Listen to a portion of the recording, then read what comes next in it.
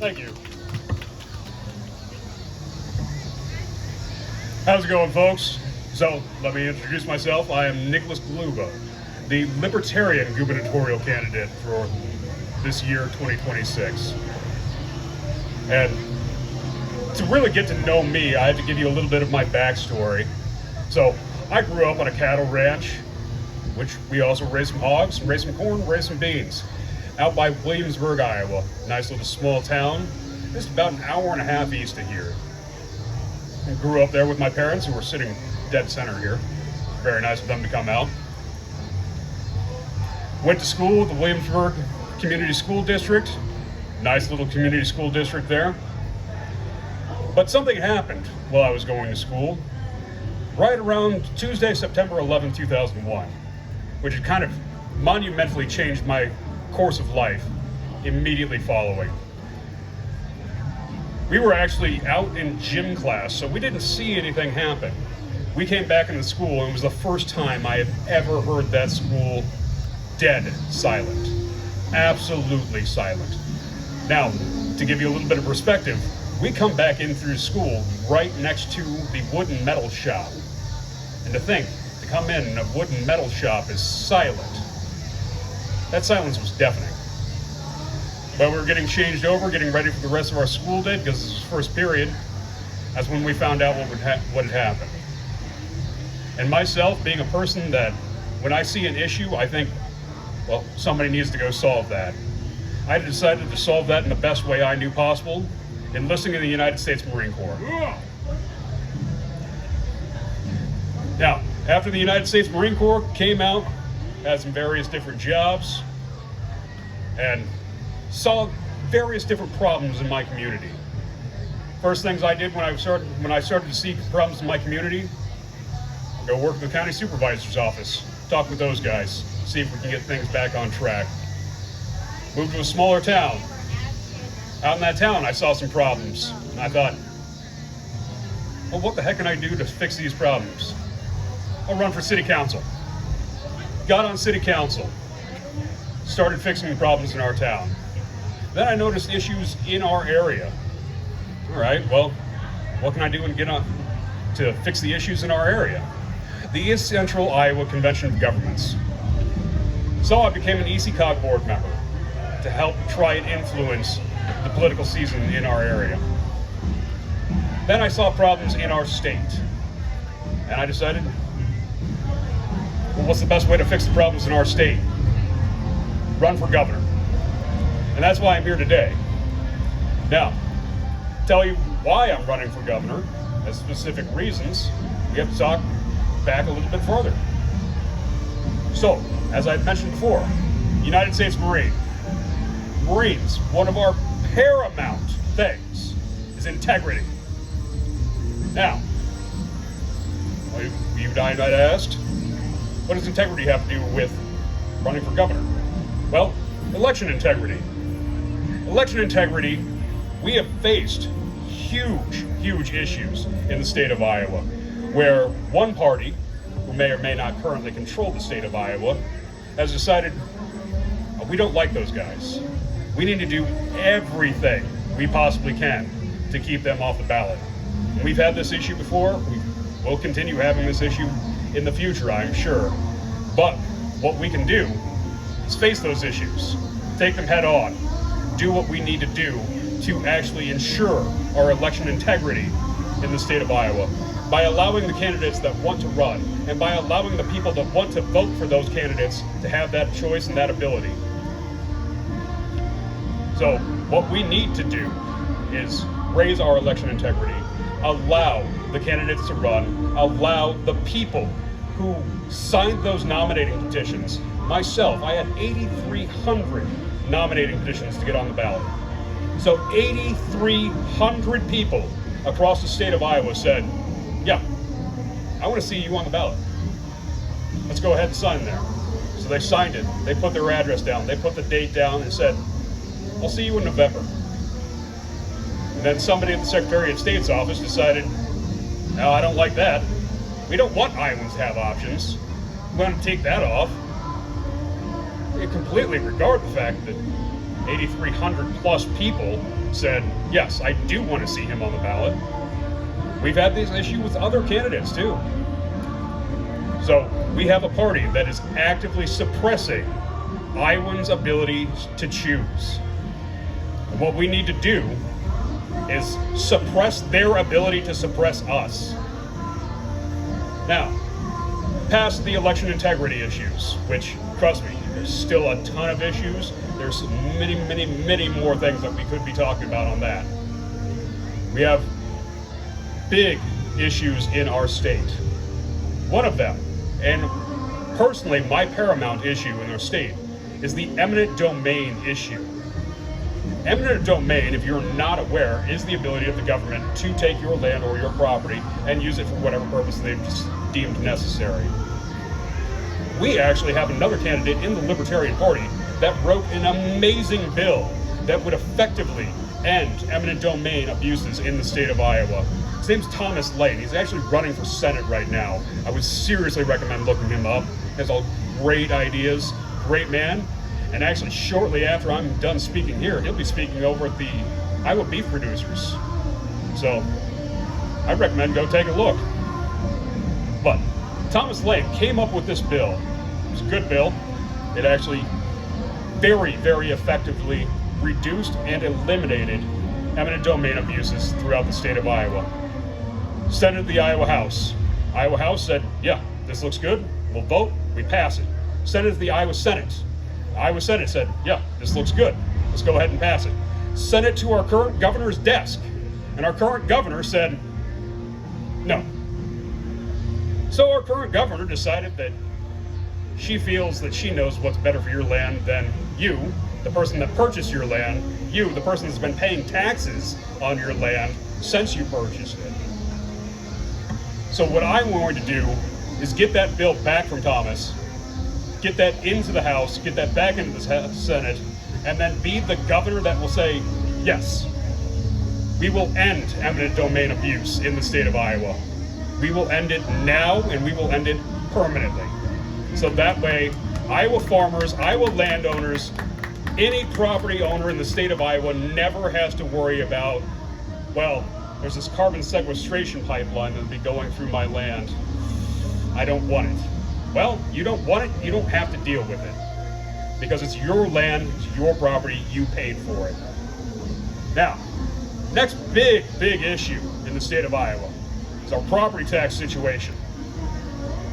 Now, anybody that has owned property in the state of Iowa knows your property taxes have done nothing but go up for years. And every single session they talk, well, we're going to put these bills in, we're going to try and fix the property tax situation, we're going to lower the property taxes, but while we're lowering the property taxes, every single individual county assessor is going to raise the assessed value of your land, so your property taxes still go up. What we can do is tear apart our current property tax system, fundamentally rebuild it. Now, I know what you're thinking, well, that guy's a libertarian, and he's talking about continuing property taxes. Yes, I know. Property taxes are inherently immoral and we should get rid of them, but this is Iowa, we don't have the ability to right now. We do still have to fund some things, so we have to have some property taxes. But what we can do is make that system logical. We can make a property tax system that instead of based off of whatever your county assessor decided that your land's worth, you can have that number based off of the last fair sale purchase price of your land. So, myself, for instance, because, well, I know these numbers off the top of my head really easily. I bought my house for $180,000. It's a pretty reasonable amount. I felt it was a good amount. The seller felt it was a good amount. We had all come to that agreement. Then the county assessor decided, oh, your house is actually worth $230,000. How? How is my house worth $230,000? I didn't put $50,000 into my house right after I bought it. Might have actually knocked a few thousand off, but that happens. But my county assessor decided that my house is worth $230,000. Now, he's actually raised that amount to $250,000. So I'm now paying taxes on a $250,000 assessment for a house that I could never possibly sell for that amount. If we bring our property tax system to the last fair sale purchase price amount, at least it is a number that you have agreed on previously. This is what the value of that house is. Next up, education throughout the state of Iowa. So when I was going to school here in Iowa, went over to a small town named Williamsburg, like I mentioned before. We were number one in the nation for education. Number one. Now, in the little bit of time, maybe a couple of decades since then, we have dropped to number 26. Just below half of the states in the United States are better than us at education. And the state has been trying to figure out, well, how did all these other states get so much higher than us? Well, they didn't get higher, we just fell. We kept adding different things, throwing money down a hole to find out nothing. We continually disimproved our education system instead of doing the one incredibly logical thing that I decided to do while I was out campaigning. Ask the teachers directly, what do you need to teach? Because if we ask them, what do you need? They can just say, well, I need this, I need this, I need this. Instead of just throwing darts at a dartboard and hoping that works, we can actually ask the teachers what will work to get our education system back up to not the top 5, but not the top 3, but back to number 1 in the nation. And I know you're still thinking, like, education is not the most libertarian thing in the world. I don't have the ability to teach. Teachers have that ability. We need to use their abilities to teach. Because if I teach my daughters, they're going to know how to do international logistics and they're going to know how to cook, and that's about it. We need somebody that can teach them those other things. Our school teachers are those people that can do so. Now, next up, water quality in the state of Iowa. Did you guys know that your water's not supposed to be brown? Because it is in Iowa. It's not elsewhere. So my ideas on water quality, a lot of other states have actually added water quality or water clarity acts, like Minnesota, Wisconsin. And I know there's going to be some regulation, there's going to be some hardships in this, but we have to have water. We have to have drinkable water that you can rely on in the state. In order to do that, I've actually drawn up a proposal that is a mixture of the Minnesota and Wisconsin Water Clarity Acts that would help over time improve the water quality in the state of Iowa and get our water back to clear the way it's supposed to be. Water that you could look down at a river and think, I could drink that, I could swim in that, I could eat a fish out of that. Instead of looking at our water and going, ew, why is it brown? Because it's not supposed to be brown. Now, past that, there's a lot of various other different things. The next absolutely biggest issue that I see in the state of Iowa are these automatic license plate reading cameras, ALPRs. That would be your Axon system, your Flock systems, all these different things that are constant citizen monitoring systems that are placed throughout your cities, throughout your counties, throughout every area that they can possibly convince a city council that we can put these in, that are just going to passively monitor you, store all that information in a database that will be used against you in the future. Not can, will. And we know this because about once or twice a week, we have seen some story come up from somewhere that somebody had misused Flock to track an ex-girlfriend, track an ex-boyfriend, to track children.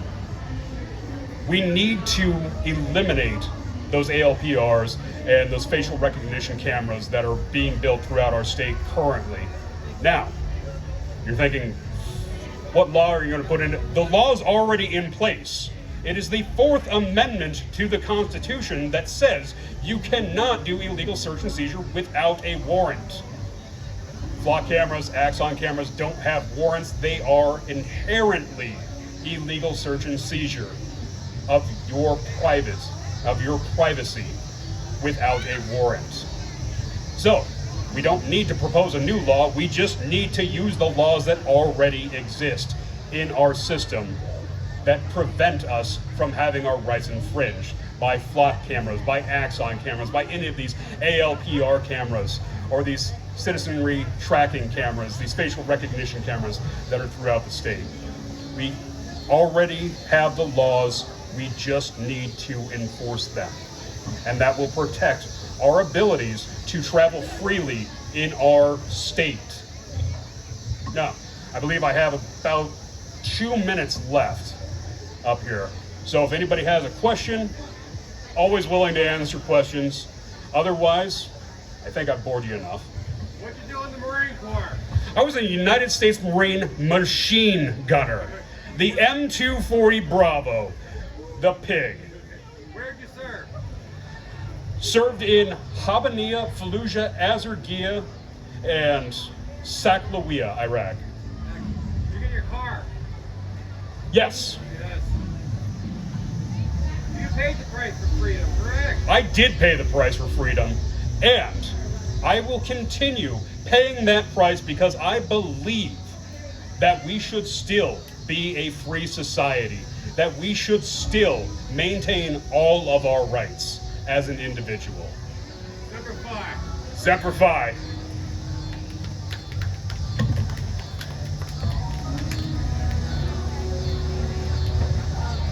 So, if elected, especially following the property tax plan that was approved in the 2026 legislature, what do you feel is wrong with that and how would you fix it? So the property tax plan that was approved in the 2026 session actually still allows for your county assessor to randomly decide that your property is worth more, so they can continue raising your property taxes.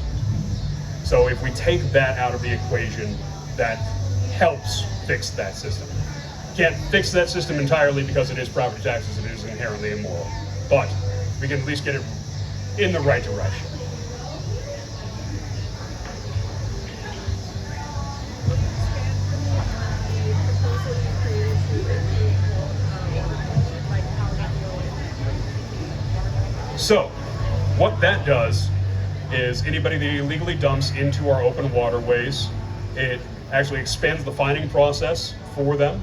The fines that they currently face are from the 1970s. Those are not reflective of 50 years of inflation. So some of your larger companies like Bayer is a huge example. They can dump into an open waterway and, oh, it's only $150,000. Here's a check and here's another one because I'm going to be doing it next week. Change those fines, make them modern prices. There's also going to be restrictions on how close you can use pesticides, herbicides, or various like glyphosates, nitrates, and whatnot around moving waters. And again, this system does already exist. It's up in Minnesota, it's up in Wisconsin. These are states that saw the same issues and decided, well, we need to proactively fix this before they got to the water degradation issues that we have here in Iowa. Yes. Yep. And then also work with an environmental lawyer, because I'm not an environmental lawyer, I'm not an attorney of any sort. So I needed somebody that had the ability to use the legal speech to make that viable here in the state of Iowa. Yes. So are you planning to eventually like get rid of them, or what's the government's job in enforcing? So we can't get rid of them. We'd like to, but we can't, because the state of Iowa doesn't currently have any other funding revenue streams. But we can at least make that number based off of a logical point as opposed to just whatever your county assessor says. So my plan goes off of the last fair sale purchase price. And I say fair sale purchase price because say my parents decided, well, we're gonna sell you 150 acres for $1 a piece. That's not a fair sale.